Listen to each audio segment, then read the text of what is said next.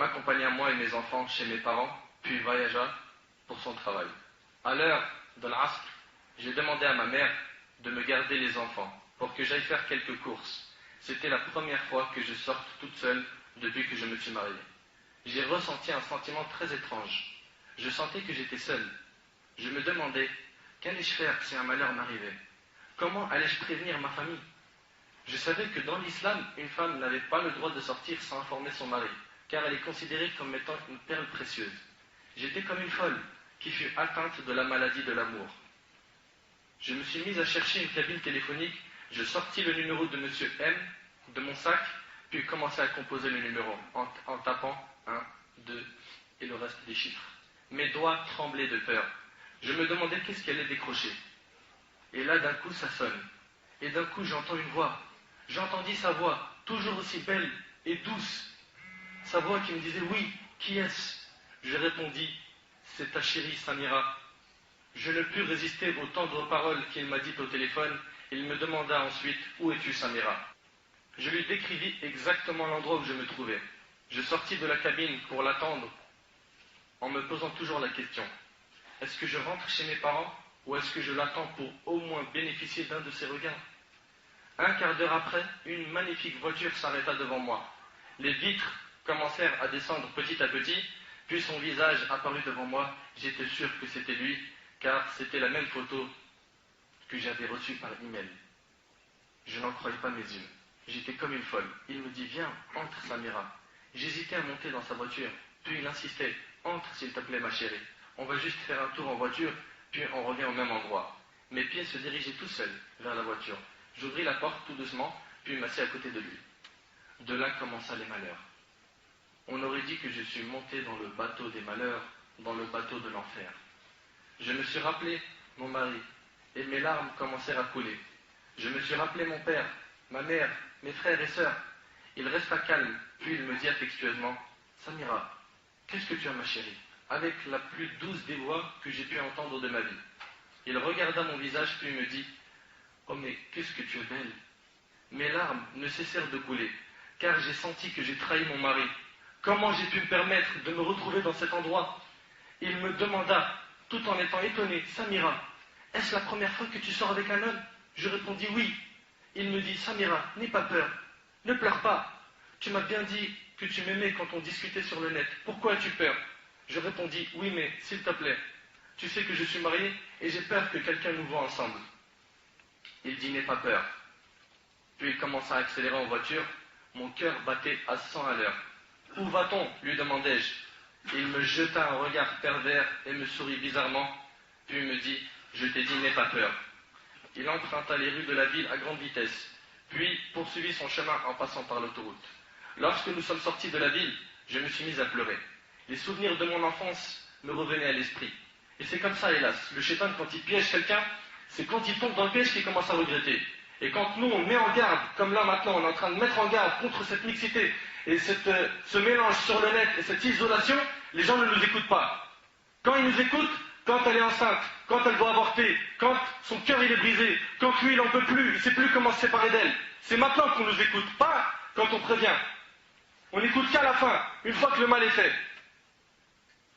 Lorsque nous sommes sortis de la ville, je me suis mis à pleurer. Les souvenirs de mon enfance me revenaient à l'esprit. Lorsque je vivais chez mes parents, j'étais si naïve et si chaste. Je me suis souvenu quand Ranem était venu me demander en mariage, quand j'étais en robe blanche, ma nuit de noces. Est-ce que tous ces souvenirs seront souillés par ce jour d'aujourd'hui? Je me suis mis à pleurer en sanglots. C'est à cause de moi, c'est moi la fautive. Je criais, mais lui souriait. Nous arrivâmes dans une forêt bien loin de la ville, où 3 jeunes hommes baraqués, au visage affreux m'attendaient. C'est à peine que la voiture s'arrêta, qu'ils ouvrirent la porte, me tirèrent pour me jeter par terre et m'insultèrent de tous les noms. Moi qui n'entendais que des belles paroles de Ranem, ils se sont mis à me frapper très fort. Je regardais Monsieur M en pleurant. Je criais pendant qu'il me déchirait mon gilbab. Qui, wallah, il n'a jamais goûté à de tels supplices. C'est ça ton amour? C'est ça ton amour, lui demandai-je. Il me souriait en disant, doucement les gars, doucement avec cette belle femme. Puis, ils entendaient ces phrases et ils continuaient à me taper avec haine. Plus ils les entendaient, plus ils me tapaient avec haine de toute leur force. Ma vie s'assombrit devant mes yeux, c'est moi la fautive. Non, c'est Laïla la fautive. Non, c'est à cause du net. Non, C'est à cause du chat. Non, c'est à cause de cet homme. Mais en vérité, c'est pas à cause de tout ça, c'est de ta faute. J'ai délaissé ma prière et mes obligations face à Allah. Je me suis souvenu de ma fille Fatima. Si seulement tu savais, ma chérie, que ta mère est à cette heure-ci entre les canines de ces renards. Je me suis souvenu d'elle quand elle me tirait de l'ordinateur et me disait « Maman, pourquoi tu ne restes plus avec moi comme avant? Pourquoi tu ne parles plus avec moi ?» Je me suis souvenu également de Ran lorsqu'il me disait « Pourquoi tu changeais, Samira? Pourquoi ton charmant sourire est devenu absent ?» Je me suis souvenu de mon fils Mourad qui pleurait quand il avait faim alors que je n'étais plus là pour lui. Je me suis souvenu de l'ordinateur, de l'adhan, quand il disait « Hayya ala salah, hayya ala al-falah » alors que j'étais toujours préoccupé, ne répondant plus à l'appel d'Allah. Aujourd'hui, je récolte ce que j'ai semé. J'ai perdu ma chasteté, ma pudeur et ma fierté. Je ne suis plus la femme que le prophète sallam a décrit quand il a décrit la femme pieuse en disant « Le croyant ne bénéficie d'un bien après la piété que d'une bonne épouse. S'il lui ordonne quelque chose, elle lui obéit. S'il la regarde, il sent le plaisir. Il sent le plaisir. S'il lui fait jurer par le nom d'Allah, elle satisfait son serment. Et s'il s'absente, elle garde son honneur et son argent. » Rapporté par Ibn Majah. Il est où ton honneur, ma sœur? Il est parti. Et là, je me suis mis à crier devant tous ces hommes. Pardonne-moi, Ghanim! Pardonne-moi! Je ne te mérite pas! Pardonne-moi, ma chère Fatima! Pardonne-moi, Mourad! J'entendais sa voix me dire Maman! Maman! Depuis cet instant-là, je me suis juré que j'allais faire un grand retour vers Allah. Oh Allah, je suis Samira la repentante, accepte mon repentir. À tous ceux qui lisent ou écoutent mon histoire, ou la ressentent, faites-moi des doigts pour qu'Allah me pardonne. Je me suis remémoré la parole d'Allah dans Surat Al-Naml où Allah dit أَمَّنْ يُجِيبُ الْمُضْطَرُّ إِذَا دَعَاهُ وَيَكْشِفُ السُّوءَ وَيَجْعَلُكُمْ خُلَفَاءَ الْأَرْضِ. N'est-ce pas lui qui répond à l'angoissé? C'est Allah qui répond à l'angoissé quand il l'invoque et qui enlève le mal et qui vous fait succéder sur la terre. J'ai commencé à hurler de toutes mes forces. Oh toi qui réponds à l'angoissé quand il l'invoque! Oh toi qui réponds à l'angoissé quand il l'invoque! Il voyait mes larmes, mais n'avait aucune pitié de moi. Il se moquait de moi. Leur insulte était comme des flèches qui atterrissaient dans mon cœur. Un d'eux me disait, c'est maintenant que tu dis, oh Allah, pourquoi ne l'as-tu pas dit depuis longtemps? Chacun d'eux fit de moi ce qu'il avait envie. Tous, ils ont commis le haram avec moi, puis nous prîmes la voiture. J'essayais de récolter les quelques bouts qui restaient de mon gilbert qu'ils avaient déchiré. Monsieur M se trouvait à côté de moi. Il ne cessait de rire en me disant, c'est bon, arrête de pleurer maintenant. Je lui dis, espèce de traître. Il me gifla si fort que mes lèvres ont saigné. Mes joues étaient enflées. Ces joues sur lesquelles ma fille Fatima ne cessait de m'embrasser. Mes larmes continuaient à couler. Il m'accompagna à l'endroit où nous nous sommes rencontrés, puis s'en alla. J'ai ramassé mon gilbert en récoltant le plus de morceaux possible et rentré chez mes parents. Je n'arrivais même pas à marcher à cause de la douleur que je ressentais à mes jambes. Je me suis précipité vers la salle de bain, j'ai lavé mon visage et me suis regardé dans le miroir. Je ne m'étais jamais vue aussi écœurante que ce jour-là. Les marques des gifles étaient remarquables. J'ai lavé mon visage de nouveau, puis je me suis dirigé vers mon ancienne chambre qui détenait plein de beaux souvenirs. Des souvenirs de mon enfance, lorsque j'étais sage, pudique et innocente. J'ai fermé la porte et j'ai pleuré. Pleuré. Pleuré. Jusqu'au point où j'allais perdre la vue. Ma fille Fatima frappait à la porte et disait « Maman, ouvre-moi la porte s'il te plaît. Ouvre-moi la porte s'il te plaît. » Puis ma mère à son tour « Ouvre la porte. » J'ouvris la porte. Elle me vit dans cet état, me prit dans ses bras et me dit « Samira, qu'est-ce qui t'est arrivé? Qu'est-ce que tu as, ma chérie ?» Je répondis « J'ai eu un mal de tête terrible quand j'étais au marché. Je n'ai pu le supporter, je suis donc tombé sur mon visage. » Ma mère a compris par ma voix que je mentais. Ma mère me laissa et s'en alla. J'ai fermé la porte lorsque soudain j'entendis l'Adhan. C'était très beau. C'est Allah qui m'appelle. Va-t-il me pardonner? Va-t-il me pardonner? Pendant 3 jours, je ne prenais plaisir à rien.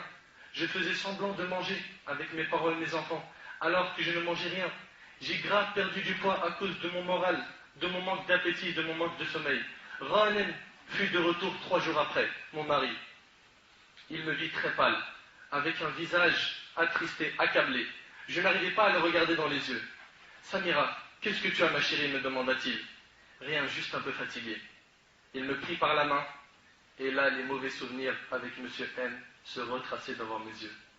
Je ne pus retenir mes larmes qui ont coulé de suite. D'un coup, je me suis retrouvé par terre, évanoui. 2 jours après, je me suis réveillé et je me suis retrouvé à l'hôpital, dans un service de réanimation. Les médecins ont dit à Ghanem que je souffrais d'une dépression nerveuse. Je me suis mise à pleurer en disant « Je ne mérite pas Ghanem. Ghanem est plus fidèle que moi. Il faut que je demande le divorce. » À l'heure des visites, Ghanem arriva, me prit par la main avec douceur, mes larmes coulaient encore. Il me demanda « Samira, ma chérie, raconte-moi ce qui s'est passé. Ressens-tu des douleurs quelque part ?» Les regards de Ghanem me poignardaient. Mes lèvres tremblaient comme si elles voulaient dire quelque chose. Puis enfin je lui dis « Ghanem, il faut qu'on divorce !» Ces paroles étaient pour moi impossibles à dire, mais je les ai quand même dites, car je savais que j'avais souillé ma pudeur par cet amour trompeur. Je l'ai supplié à plusieurs reprises. « Ghanem, s'il te plaît, répudie-moi, je ne te mérite pas. » Il me disait « Samira, tu es folle, retourne vers Allah, reviens à Allah, lis le Coran, éloigne-toi de ces fréquentations, demande à Allah qui te pardonne. » Je pleurais encore, car il ne savait pas dans quoi j'étais tombé. Je suis sorti de l'hôpital en direction de chez mes parents. Ghanem était très doux encore avec moi. Ma santé commençait un peu à s'améliorer, jusqu'à maintenant je lui demandais de me répudier. Le péché me brûle encore, j'ai trahi mon mari, j'ai trahi le pacte d'Allah qu'il y avait entre nous.